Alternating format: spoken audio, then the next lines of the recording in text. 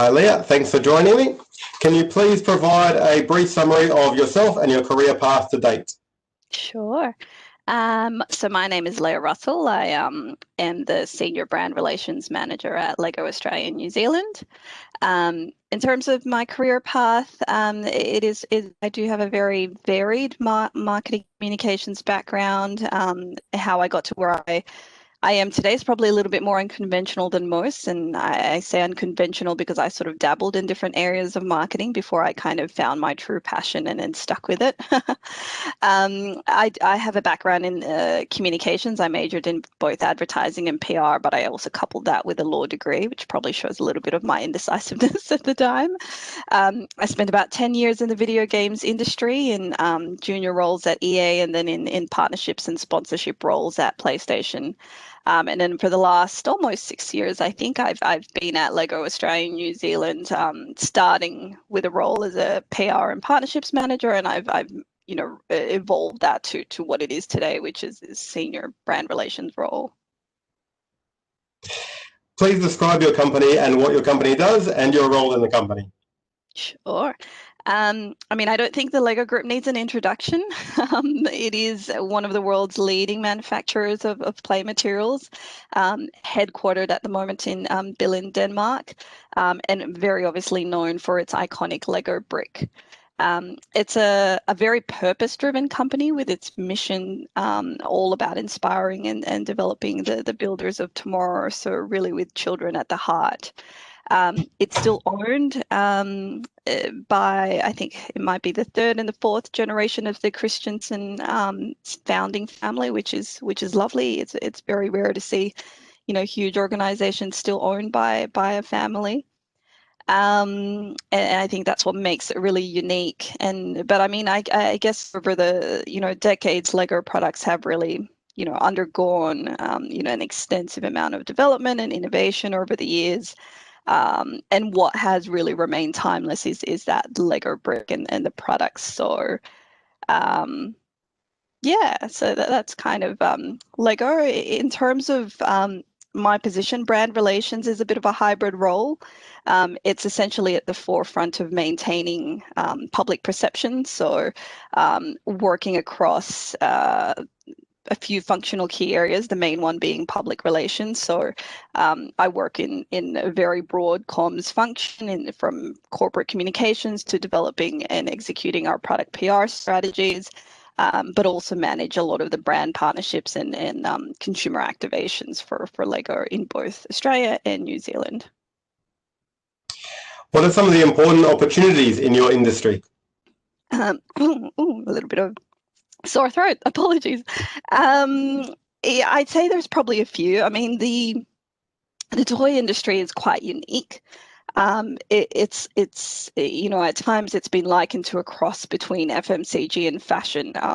FMCG simply because of the breadth of the portfolio that you have to work with. We release over 600 new products a year.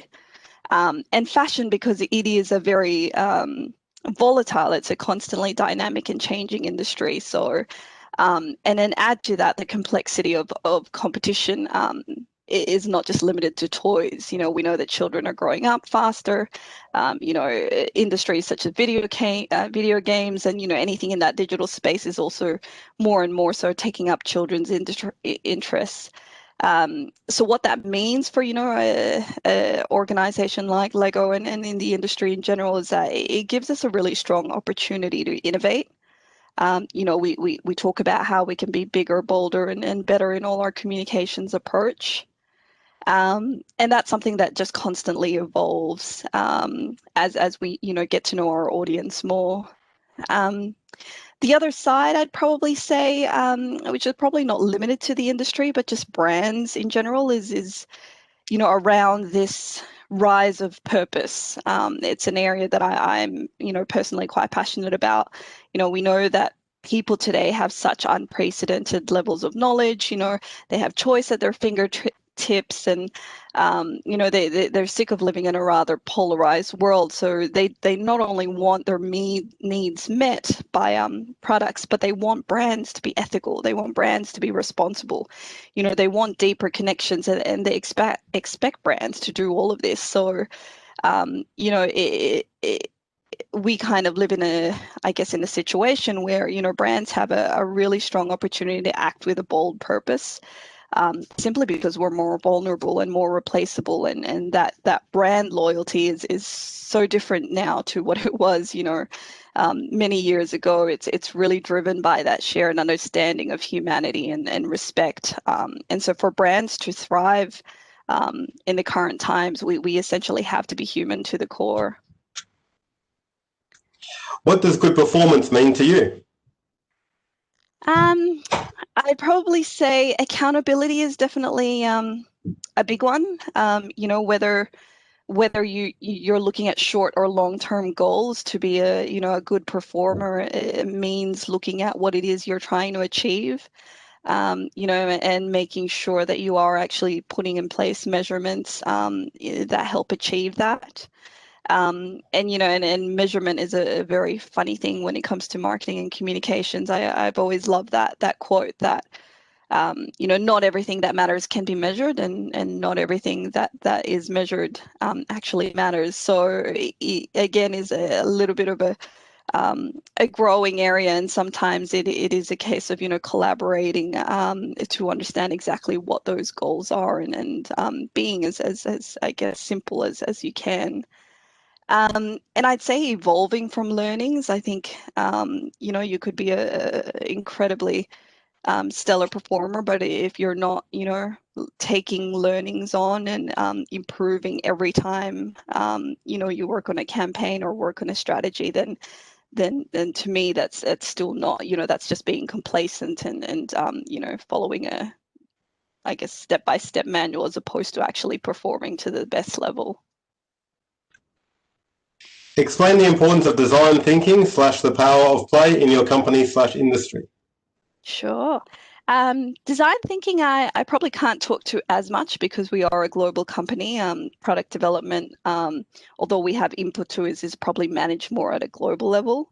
But the power of play is definitely one that is absolutely inherent in the brand. I mean, I'd say more so for Lego, it's learning through play that, you know, Lego really strive to become credible leaders in. You know, we invest a lot in understanding play, its benefits, and we apply that to everything that we do, not only in the commercial space, but even through to, you know, the philanthropic efforts that our Lego Foundation do when we offer play to vulnerable children around the world. So yeah, I'd say pretty imperative to the industry. What are some of the major hurdles you have witnessed in regards to design thinking / the power of play that must be overcome to move forward? It's a good question. I mean, I've probably talked through it a little bit. I'd say that the fact that this area is constantly evolving is probably some of the, you know, the biggest challenges. You know, play is not really what it used to be. We know that when we look at our audiences, you know, parents have less time to play with their children, kids have less time to play, and even looking at, you know, adults, we don't play. And there is so much, you know, research and knowledge around the importance of play and what it actually helps in terms, you know, what it does in terms of developmental skills. So, you know, with that learning, I guess play has to also evolve. You know, we especially at the Lego Group, we strive to always look at, you know, how we can continue to look at innovative products that really fuse digital and physical play as well, because we know that, you know, that's also an area that's constantly evolving. And so for us, we take children as our role models to inspire us and help us, you know, kind of apply a creative lens to creativity and all the work that we do. In your opinion, what does it take to succeed in the business world today? I'd say there'd probably be a few key things. I've mentioned it a couple of times, but definitely the ability to be agile. I mean, 2020 is no doubt a year that has absolutely shown that. I think every single campaign that I worked on this year has, you know, pivoted in some way, shape, or form. simply because of the nature of the year. But you know, I think it's just the nature of the world that it is constantly reinventing itself. So I think it's important, you know, for anyone to succeed, that you actually have that level of flexibility and the ability to adapt, not only as a person, but in terms of, you know, your programs and your strategies, and in all the work that you do.